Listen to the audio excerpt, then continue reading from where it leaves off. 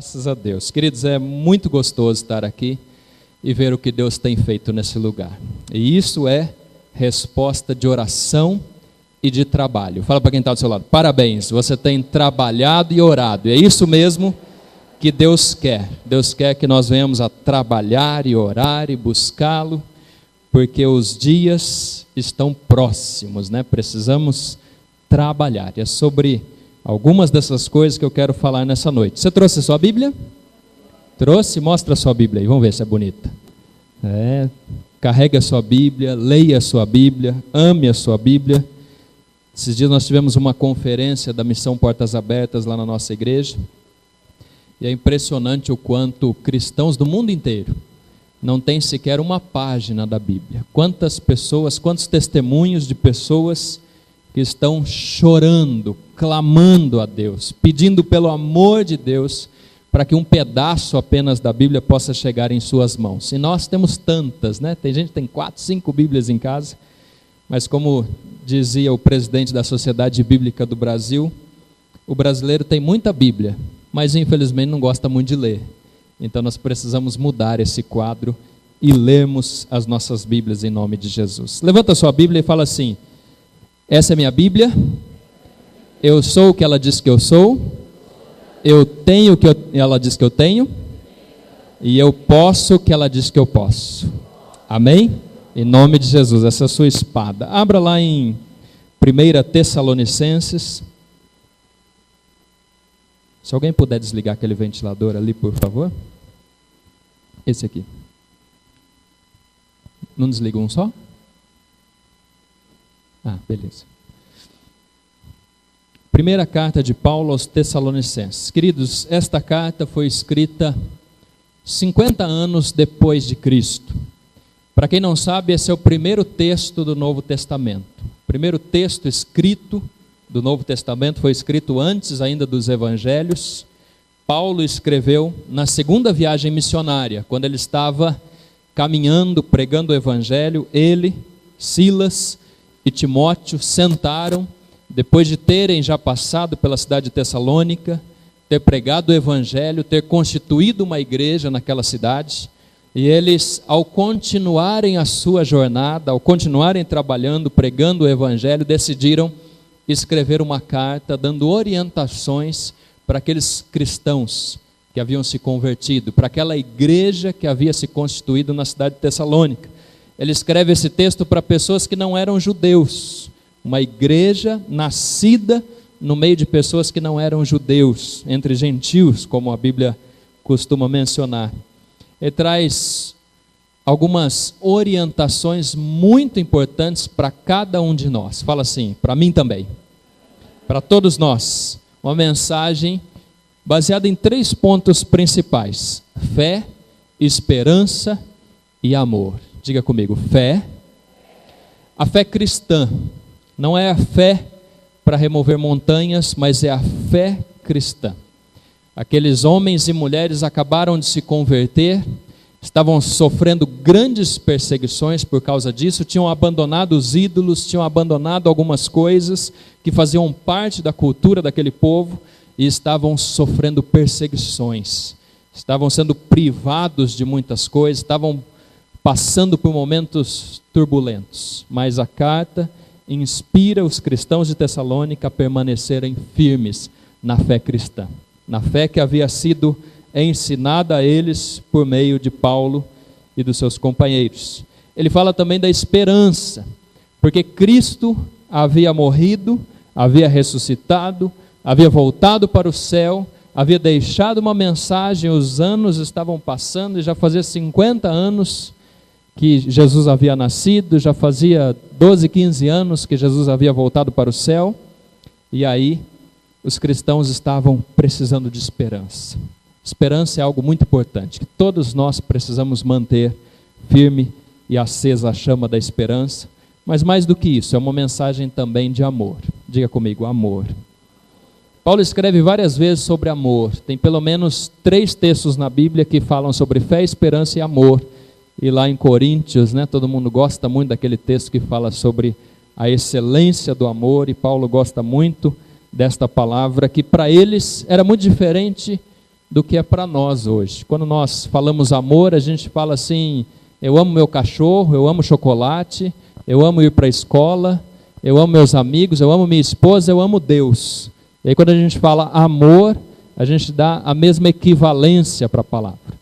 Mas naquela época, no contexto de Paulo, amor não era apenas um sentimento, mas eram atitudes. Atitudes que demonstravam o amor. Por isso que ele escreve para as mães: mães, ensinem as suas filhas a amarem os seus maridos. Como é que se ensina amor? A Bíblia ensina como que as filhas devem amar os seus maridos. Uma mensagem muito linda. E na sequência da carta ele fala sobre a vinda de Jesus. Não sei se você estava aqui a última vez que eu vim, mas eu falei sobre 10 sinais de que nós somos a geração do fim. Quem estava aqui aquele dia? Você lembra de algum dos sinais ou não?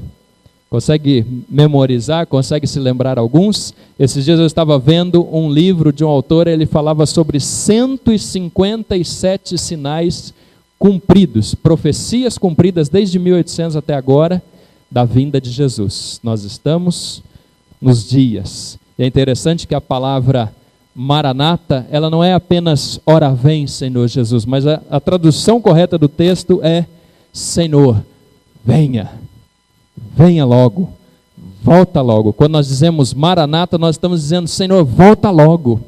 Nós queremos que o Senhor volte. Quem quer morar no céu? Você quer morar no céu? O problema é que muita gente quer morar no céu, mas não quer morrer, né? Você já reparou? Que engraçado. O povo quer morar no céu, mas quer ser transladado, né? Quem sabe o arrebatamento da igreja não esteja aí, né, nos próximos dias, aí você não vai morrer. Fala sobre a vinda do Senhor nesta carta. Por tratar de esperança, ele fala também da vinda do Senhor. E também fala sobre como viver. E é aqui que eu quero chegar. Fala para quem está do seu lado: como viver a vida cristã? O cristão não pode viver de qualquer jeito. E é isso que Paulo, no primeiro texto do Novo Testamento, começa a nos ensinar. Quando a gente abre 1 Tessalonicenses no capítulo 1, nós temos aqui no versículo 3, eu quero que você mantenha a sua Bíblia aberta, nós vamos caminhar juntos, vamos conversar algumas coisas, vamos passear sobre esse texto. Mas ele começa no capítulo 1 com uma saudação, e depois ele começa a falar, elogiar os tessalonicenses sobre a sua fé. No versículo 3 ele fala assim: pois nós, eu, Paulo, Silas e Timóteo, nos lembramos na presença de nosso Deus e Pai como vocês puderam em prática a sua fé. Ou seja, colocaram em prática o cristianismo, a palavra do Senhor que receberam quando Paulo esteve por lá. Como o amor de vocês os fez trabalhar tanto. O amor é atitude. Fala assim comigo: o amor é atitude.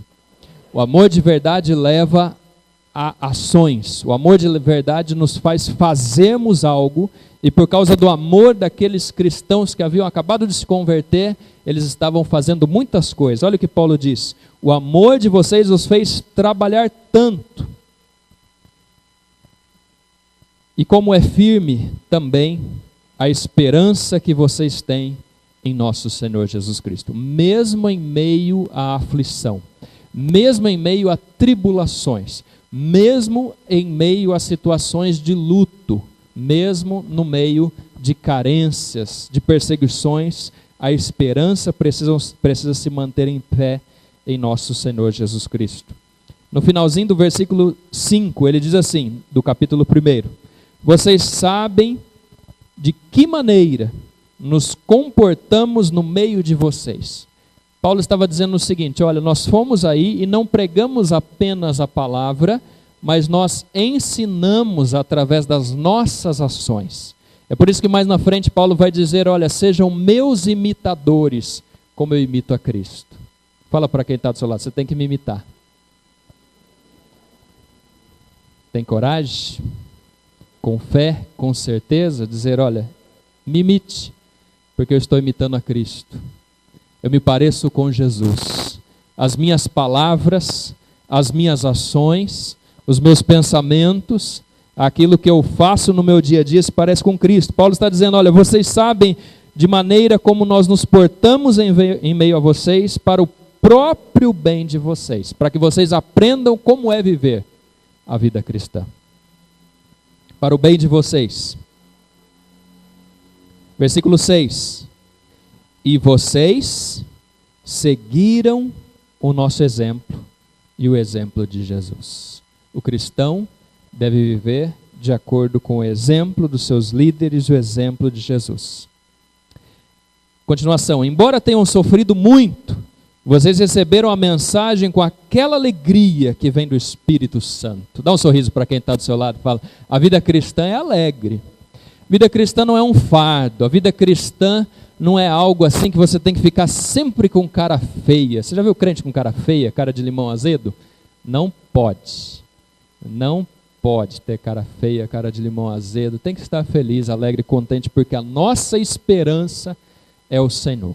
O cristão de verdade, ele tem motivos de sobra para sorrir, ainda que hajam tempestades, ainda que haja sofrimento, ainda assim o cristão sorri, porque a esperança dele está no Senhor. A alegria que vem do Espírito Santo. A alegria nossa não é externa, ela não é baseada no que acontece do lado de fora. A alegria nossa, ela vem do Espírito Santo de Deus que habita em nós. E o primeiro e grande motivo da nossa alegria é justamente o fato de Cristo ter morrido por nós, quando nós ainda éramos pecadores, para nos salvar. Que grande salvação, que alegria pela salvação do Senhor. Versículo 7, deste modo, vocês se tornaram um exemplo para todos os cristãos da província da Macedônia e da Acaia. Ou seja, Cristo foi o exemplo para Paulo, Paulo viveu no meio dos tessalonicenses, tornando-se um exemplo vivo, ensinando aquelas pessoas como viver a vida cristã, e aí aqueles cristãos de Tessalônica, apesar do sofrimento, apesar das tribulações, tornaram-se exemplo para todos os povos em volta. Todo mundo ouvia dizer sobre a fé, sobre a esperança, sobre o amor daqueles cristãos. Pergunta para quem está do seu lado, o que é que estão falando a seu respeito?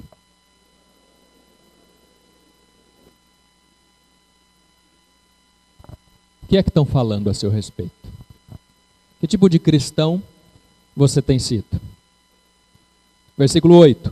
Pois a mensagem a respeito do Senhor partiu de vocês e se espalhou pela Macedônia e pela Acaia, e as notícias sobre a fé que vocês têm em Deus chegaram a todos os lugares. Aqui tem algo de missão. Fala para quem está do seu lado. Nós somos uma igreja em missão. Precisamos trabalhar. Não podemos guardar a fé, a esperança, o amor para nós mesmos. Mas precisamos compartilhar com todos aqueles que estão à nossa volta. Todas as pessoas são alvo do ministério. No capítulo 2, Paulo fala sobre o trabalho seu e dos companheiros de Tessalônica. No versículo 3, ele fala sobre as perseguições que o povo de Tessalônica padeceu, sofreu. A partir do versículo 17, ele fala da sua intenção de voltar uma segunda vez à cidade de Tessalônica. No capítulo 3, ele também continua falando sobre isso. No capítulo 4, ele fala sobre a vida que agrada a Deus. Você quer agradar a Deus? A Bíblia diz que se nós quisermos agradar a Deus, precisamos tomar algumas atitudes. Conhecer a palavra de Deus e não viver de acordo com a palavra de Deus é não conhecer a palavra de Deus. Não viver de acordo com a palavra de Deus é não agradar a Deus. E nós precisamos entender a importância de vivermos uma vida agradável a Ele. Muitas vezes a gente se preocupa tanto em agradar nossa esposa, nossos filhos, nossos amigos. Isso é bom e é importante. Mas acima de tudo, e em primeiro lugar, você deve agradar a Deus. Pergunta para quem está do seu lado. Entendeu? Capítulo 4, versículo 1 diz assim: finalmente, irmãos, vocês aprenderam de nós como devem viver para agradar a Deus. E é assim mesmo que vocês têm vivido. Amém? Amém ou não amém? É assim mesmo que você tem vivido uma vida que agrada a Deus. E agora pedimos e aconselhamos, em nome do Senhor Jesus, que façam ainda mais. Fala para quem está do seu lado, vamos mandar uma milha a mais. Eu sei que você tem sido lindo, maravilhoso, um excelente evangelista, um excelente trabalhador na obra do Senhor, tem orado, tem dedicado, tem feito algo extraordinário, tem caminhado firme na presença do Senhor, mas o que Paulo está dizendo através do Espírito Santo para nós nessa noite, que nós precisamos fazer um pouquinho mais. Fala para quem está do seu lado, um pouquinho mais. Não é suficiente, queridos. Jesus entregou a sua vida por nós, morreu na cruz, pagou um alto preço, e muitas vezes a gente acha que fazer algumas coisinhas pequenininhas, participar de um culto, às vezes ir de vez em quando numa célula, quando tiver tudo bem discipular alguém, às vezes falar lá na fila do banco, né, ou na fila do caixa, ó, Deus te abençoe, já é o suficiente. Não é. Precisamos fazer um pouquinho mais se queremos estar preparados para a vinda do Senhor. E se queremos levar mais pessoas conosco para o céu, precisamos fazer um pouquinho mais. Versículo 3 diz que nós devemos ser completamente dedicados a Deus. Ora, para viver uma vida que agrada a Deus, precisamos fazer um pouquinho mais e vivemos uma vida completamente dedicada a Deus. É 100%. Precisamos viver uma vida completamente dedicada a Deus. A Bíblia diz assim: se você comer, se você beber, tudo o que você fizer, faça para a glória do Senhor. Fala para quem está do seu lado, para a glória do Senhor. Não para a glória pessoal, não para satisfazer desejos pessoais, não para satisfazer vontades humanas, mas para dedicar, glorificar o nome do Senhor. Tudo, nossas palavras, nossas ações, tudo que nós comemos, vestimos, tudo que nós realizamos nesse mundo, seja para a glória do Senhor. Sejam completamente dedicados a Ele e fiquem livres da imoralidade. Fala assim comigo, imoralidade. A gente não tem tempo de trabalhar um pouquinho essa ideia da imoralidade, mas eu gostaria que você anotasse o texto de 1 Coríntios, capítulo 6, versículo 18 a 20. 1 aos Coríntios 6, versículo 18 a 20, e os textos paralelos que lá na sua Bíblia vai ter. Eles falam sobre o que é a imoralidade. Muitas vezes nós cometemos muitas imoralidades de acordo com o padrão bíblico e achamos que está tudo bem, que está tudo certo. Mas uma vida que deseja agradar a Deus precisa fugir da imoralidade. Capítulo 4, versículo 10 diz assim: pois é esse amor. Antes um pouquinho ele fala que nós devemos amar uns aos outros. Olha para quem está do seu lado e fala: você tem que me amar. Não adianta, você tem que me amar. Você precisa me amar.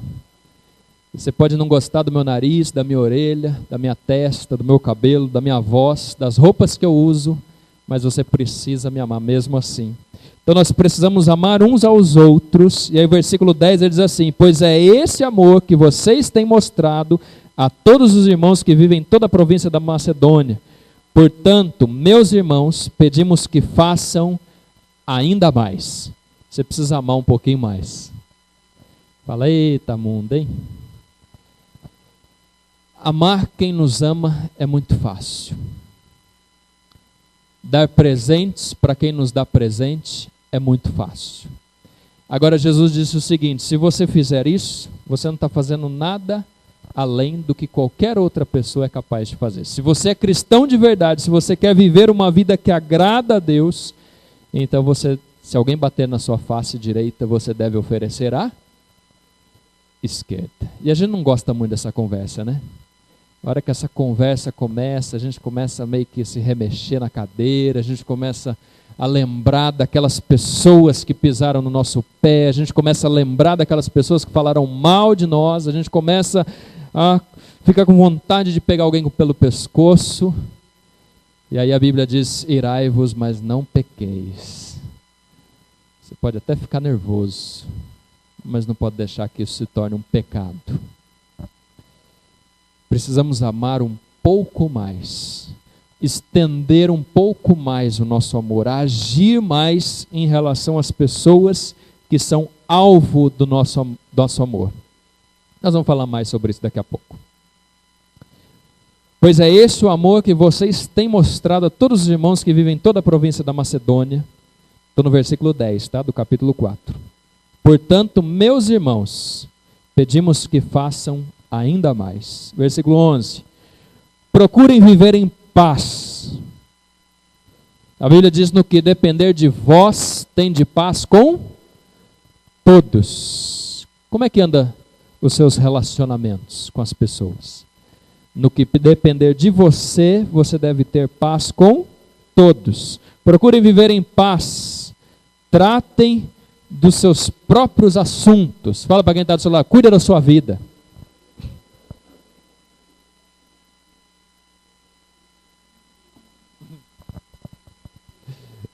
Pergunta se ele entendeu. Cuida da sua vida. É isso que Paulo está dizendo, queridos. Olha só. Portanto, meus irmãos, pedimos que façam ainda mais. Procurem viver em paz.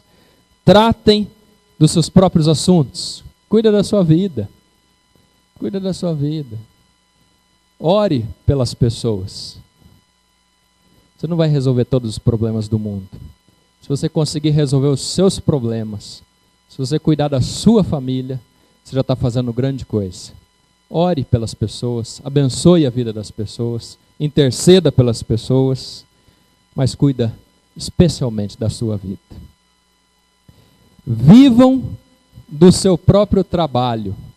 Provérbios fala: vai conversar com as formigas, seu preguiçoso. Vai bater um papo com as formigas. Elas juntam no verão para poder ficar em paz no inverno. E muitas vezes, principalmente na carta de Tessalonicenses, Paulo fala sobre isso 3 vezes, só nesses 6 capítulos, mandando a turma ir trabalhar,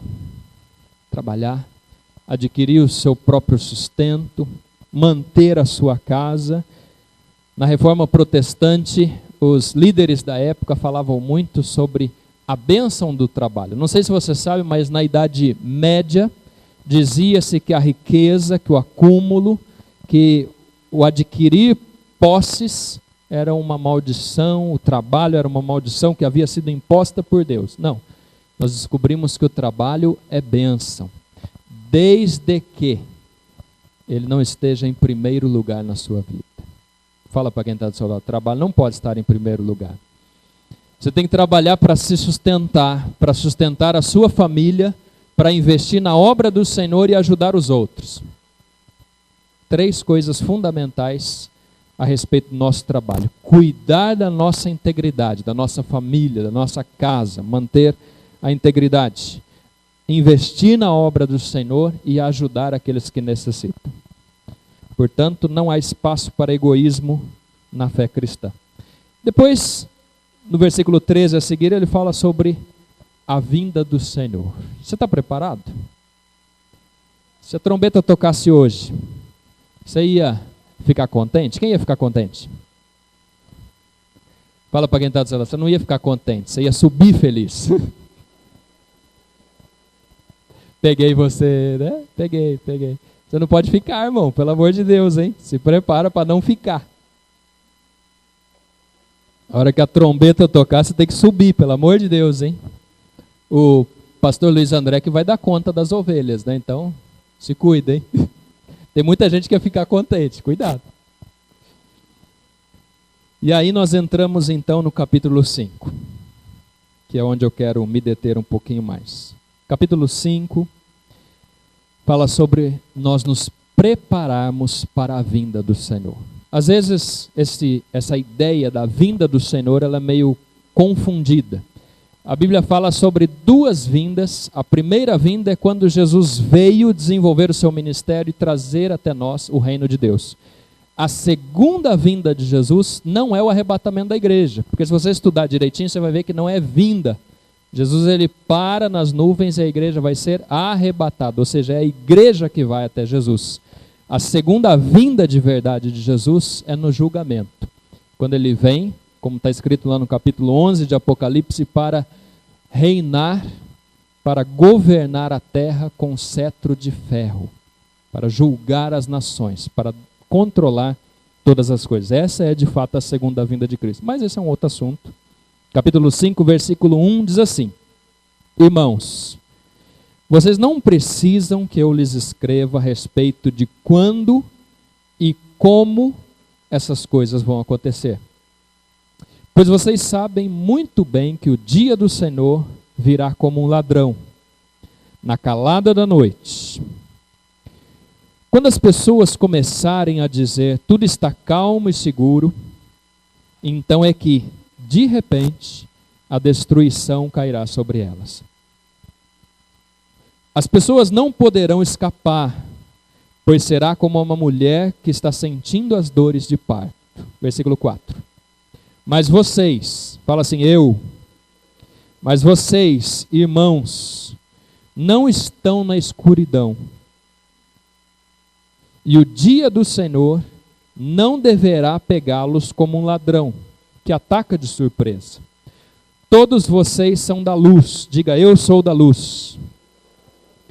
Todos vocês são da luz e do dia. Nós não somos da noite, nem da escuridão. Por isso, não vamos ficar dormindo, como os outros, mas vamos estar acordados e em nosso perfeito juízo. Fala assim para quem está do seu lado, juízo, menino. Versículo 7. Os que dormem, dormem à noite, e os que bebem, é de noite que ficam bêbados. Mas nós, que somos do dia, devemos estar em nosso perfeito juízo. Nós devemos usar a fé, fala comigo, a fé e o amor como couraça. E a nossa esperança, olha ele voltando no tema aqui de novo, e a nossa esperança de salvação como um capacete. Nós devemos usar a fé que temos em Deus, o amor como couraça, e a nossa esperança de salvação como um capacete sobre as nossas cabeças. Deus não nos escolheu para sofrermos o castigo da ira, mas para nos dar a salvação por meio de nosso Senhor Jesus Cristo. Quem é salvo aqui, diga glória a Deus. Glória a Deus, somos salvos em Cristo Jesus, o Senhor nos salvou da ira. Versículo 10, o Senhor Jesus Cristo que morreu por nós para podermos viver com Ele, tanto se estivermos vivos, como se estivermos mortos quando Ele vier. Portanto, animem e ajudem uns aos outros, como vocês têm feito até agora.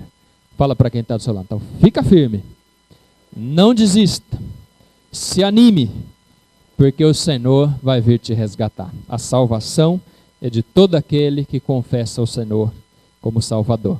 Versículo 12, e aqui entra realmente aonde eu quero chegar. Até agora era só introdução, tá? Pergunta para quem está do seu lado, está entusiasmado ou não? Era só introdução, vou começar a pregar agora, tá? Posso? Então tá bom. Versículo 12, irmãos, fala assim, irmãos e irmãs, pedimos a vocês que respeitem aqueles que trabalham entre vocês. Isto é, aqueles que foram escolhidos pelo Senhor para guiá-los e ensiná-los. Então, primeira coisa que nós aprendemos dos conselhos da preparação para que nós estejamos prontos, aptos, para vivermos de acordo com a palavra do Senhor, uma vida que agrada ao Senhor, é honrarmos, respeitarmos aqueles que o Senhor colocou entre nós para liderar. Toda liderança, todo aquele que é colocado como líder foi colocado por Deus. A Bíblia diz que nenhuma autoridade é colocada se não for por permissão do Senhor. Agora, as lideranças são perfeitas? Pergunta para quem está do seu lado. São perfeitos? Fala para ele assim, tão imperfeito quanto você e eu. Amém? É ou não é? Somos humanos. Estamos em via estamos caminhando, estamos aprendendo e crescendo juntos, mas a alguns foram dadas responsabilidades a mais.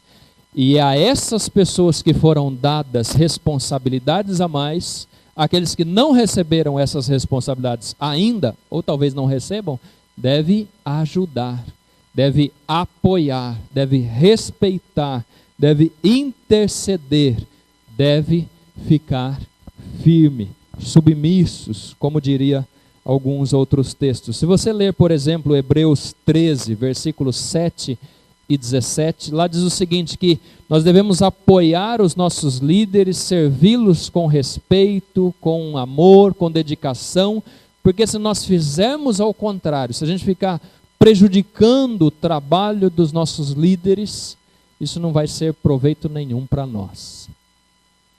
A posição de liderança, o estar numa responsabilidade de liderança é uma honra, mas é também uma responsabilidade, é um fardo, é um peso a mais que os líderes carregam.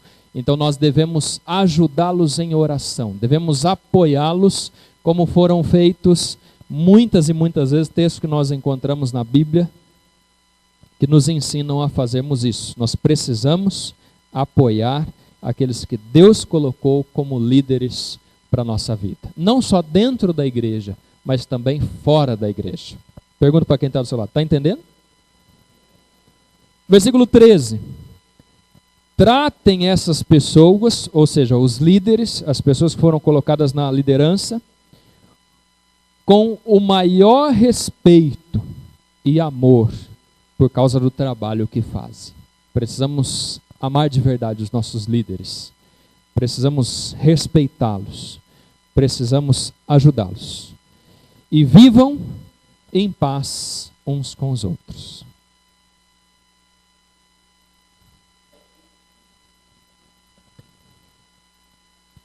Alguém já disse que quando um não quer, dois não brigam.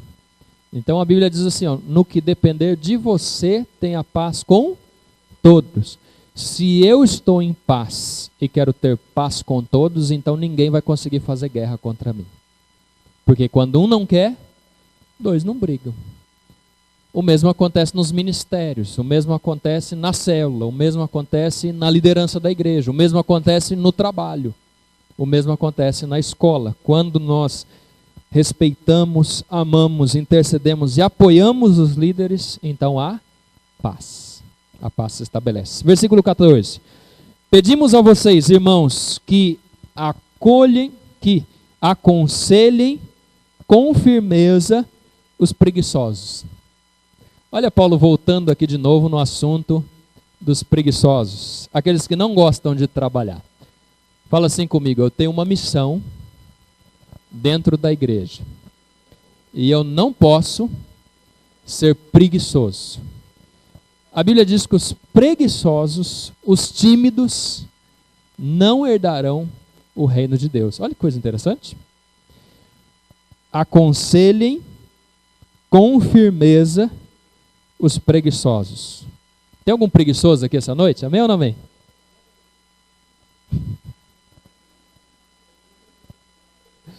Aconselhem com firmeza os preguiçosos. Vai bater um papo com as formigas, vai aprender a trabalhar. Nós precisamos, queridos, como o apóstolo Paulo já escreveu nos textos anteriores aqui, nos dedicarmos o máximo possível à obra do Senhor. Então fala assim, ó, show preguiça.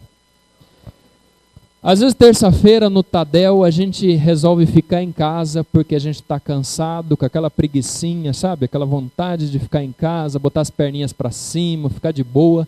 Fala, show preguiça. Não deixa a preguiça te pegar, irmão. Não deixa a preguiça te pegar. Vá na célula, discipule, vá no discipulado, venha no Tadel, venha no culto. Não deixa a preguiça te pegar, não. Porque os preguiçosos não herdarão o reino de Deus. Fique firme. Seguindo, versículo 14. Deem coragem aos tímidos. Talvez você fale assim, mas eu nunca vou ser um líder, eu nunca vou conseguir fazer uma oração em público, eu nunca vou segurar um microfone na minha mão. Não tem problema. Tem espaço para todo mundo. Tem tarefas a serem executadas para todos. A Bíblia diz, quando ela fala sobre os dons, que a uns foram dados um dom, outro. E são 27 a lista dos dons, pelo menos. Então cada um de nós recebeu dons. Faça a sua parte, não seja tímido, não seja preguiçoso. Coloque em prática aquilo que Deus colocou em suas mãos para você fazer. Porque a Bíblia diz que nós vamos prestar contas. Naquele dia nós vamos colocar diante de Deus aquilo que Deus colocou em nossas mãos. E aí Ele vai perguntar: o que foi que você fez com o que eu te dei? E aí alguns vão dizer assim: Senhor, eu fui preguiçoso e tímido e enterrei aquilo que o Senhor me deu. É ou não é? Tem gente que vai ser obrigado a dizer isso, mas isso não é resposta. Vai levar um zerão bem redondão de Jesus, lá no dia da prova. Deem coragem aos tímidos, falem com firmeza com os preguiçosos, ajudem os fracos na fé. Tem gente fraco na fé perto de você ou não? Sempre tem, né? A pessoa fica com medo do governo, fica com medo da crise econômica, chove lá em Londrina, a pessoa já fica com medo aqui em Pirapó. Medo. Tímidos, fracos. Tenham paciência com todos. Fala para quem está do seu lado: tenha paciência comigo, vai. Por favor, tenha paciência comigo. Tenha paciência com o seu líder. Tenha paciência com o seu marido. Ele não consegue fazer 6 coisas ao mesmo tempo. Tenha paciência com a sua esposa. Ela conversa 10 assuntos ao mesmo tempo, você tem que ficar tentando achar o que é que ela está querendo falar. Faz parte. Tenha paciência com os seus filhos. Eles fazem bagunça. Você também fazia, sim ou não? Tem um pai aí, que eu não vou contar quem é, que tem 200 cicatrizes no corpo. Depois não quer que o filho se machuque. Ai.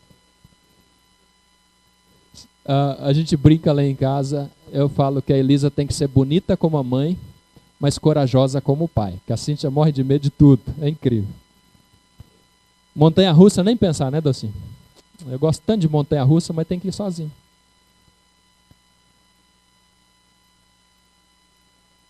Tenham paciência com todos. Versículo 15. Deixa eu correr, senão não acaba. Tomem cuidado para que ninguém, fala assim, ninguém, pague o mal com o mal. Queridos, aqui o apóstolo Paulo está voltando naquele mesmo conceito que Jesus falou e nós acabamos de falar. Se alguém te ofender, a vingança, diz a Bíblia, pertence ao Senhor. Não queira vingar ninguém. Não queira fazer assim: o cara falou mal de mim, eu vou mostrar para ele quem é que eu sou, com quem é que ele está falando. Isso não é de Deus. Isso não tem a ver com a palavra do Senhor. Não pague o mal com o mal. Pelo contrário, vença o mal com o bem, diz a palavra. Quanto mais ruim o cabra for com você, mais bonzinho você tem que ser com ele. Quanto pior for o seu chefe, mais dedicado, mais trabalhador, mais intercessor, mais tudo você precisa ser, porque é assim que você vence o mal. O mal não se vence com mal. Quanto mais mal você coloca, pior as coisas vão ficando. O mal se vence com o bem. Fala para quem está do seu lado: mal se vence com o bem. O mal se vence com o bem. Pelo contrário, procurem em todas as ocasiões fazer o bem uns aos outros. Pergunta para quem está do seu lado: quer pagar uma pizza no final do culto?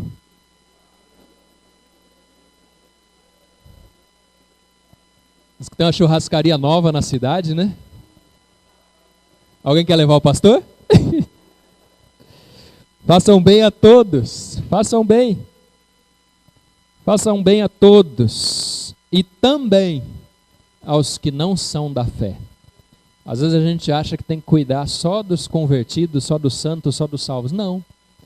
Aquele mendigo, aquele bêbado, aquele drogado, aquela prostituta, aquele chefe que não é convertido e é chato, aquela vizinha que varre a casa e joga um monte de folha na frente da sua casa, e depois, para ficar mais legal ainda, ela bota fogo, e aí a fumaça entra tudo na sua casa, e você acabou de lavar roupa, e aí você fala, oh glórias, aleluia, né? Eu sei como é que é. Até mesmo os que não são convertidos, precisamos fazer o bem a eles. Versículo 16, estejam sempre alegres. Sorria para quem está do seu lado. Alegria, irmão. Tem um locutor lá em Londrina que ele começa o programa dizendo assim, alegria, alegria, alegria, gente boa. Alegria em todos os momentos. Estejam sempre alegres, com dinheiro ou sem dinheiro, com churrasco ou sem churrasco, com saúde ou sem saúde, porque a nossa alegria não vem de fora para dentro, mas vem de dentro para fora. Orem sempre. Orar sempre, constantemente, todos os dias. E sejam agradecidos a Deus em todas as ocasiões. É muito fácil agradecer a Deus pelas coisas boas. Mas na hora da tribulação, na hora da tempestade, na hora do problema, a gente tem que aprender a agradecer a Deus. Um pai, certa feita, estava conversando com a sua filha, a filha pediu uma boneca de presente. O pai falou, filha, eu não tenho dinheiro para dar boneca, vamos pedir para os nossos amigos mantenedores para ver se eles mandam. Depois de 3 meses chegou uma caixa. E na caixa não tinha uma boneca, tinha uma muleta. A filha ficou muito triste. Mas pai, nós oramos, pedimos, clamamos. E o pessoal mandou uma muleta, eu não estou entendendo. O pai falou, olha filha, é hora de aprender uma lição. A Bíblia diz que nós devemos dar graça em tudo. Então a primeira coisa que você deve fazer é agradecer por não precisar da muleta. Amém? Quem entendeu, diga amém. Às vezes a gente não recebe tudo aquilo que quer, mas devemos aprender a agradecer por aquilo que Deus já fez e vai fazer. Sejam agradecidos a Deus em todas as ocasiões. Isto é o que Deus quer de vocês por estarem unidos com Cristo Jesus. Não atrapalhem a ação do Espírito Santo, pelo amor de Deus. Fala para quem está falando, pelo amor de Deus. Não atrapalhe a ação do Espírito Santo na sua vida. Seja sensível, seja aberto, seja pronto. Às vezes a gente escuta todo mundo, menos o Espírito Santo. Às vezes a gente ouve tudo, todos os conselhos de cristãos e não cristãos, a gente escuta tudo quanto é coisa, e a gente não é sensível a ouvir a voz do Espírito Santo. E aí, por causa disso, as coisas não dão tão certo quanto poderiam. Não desprezem as profecias. Eu vou ler um texto em Ezequiel, capítulo 33, você não precisa abrir. Ezequiel, capítulo 33, versículo 31, diz assim: assim o meu povo se junta em grande número para ouvir o que você tem a dizer, mas eles não querem pôr em prática o que você diz. Fala misericórdia. A palavra de Deus, queridos e queridas, precisa ser posta em prática. Eles ouvem o que você diz, mas não colocam em prática o que você quer dizer. Ele fala bonito, dizem eles, mas o que querem de verdade é ganhar dinheiro. Versículo 32. Para eles você não passa de um cantador de canções de amor e um tocador de harpas.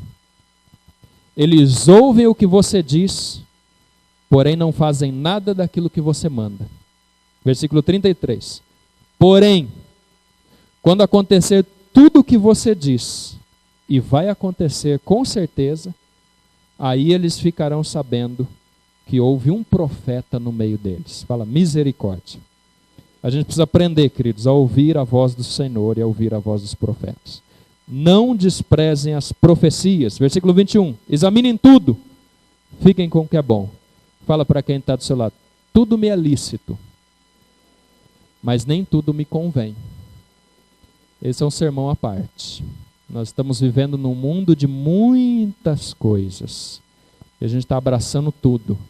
Mas a Bíblia nos deixa bem claro que nem tudo nos convém. Tem muita coisa que não convém ao homem e à mulher de Deus. Evitem todo tipo de mal. Versículo 33. Que Deus, que nos dá a paz, faça com que vocês sejam completamente dedicados a Ele. Fala assim comigo, completamente. E que Ele conserve o espírito, a alma e o corpo de vocês livre de toda mancha. Mancha é pecado. A Bíblia diz que só entrarão no céu pessoas com as vestes limpas. Durante as 24 horas do nosso dia, o que nós fazemos, aonde nós vamos, aonde nós tocamos, nós vamos nos manchando. Livre-se de toda mancha, para que o dia em que vier o nosso Senhor Jesus Cristo, para o dia em que vier o nosso Senhor Jesus Cristo. Versículo 24.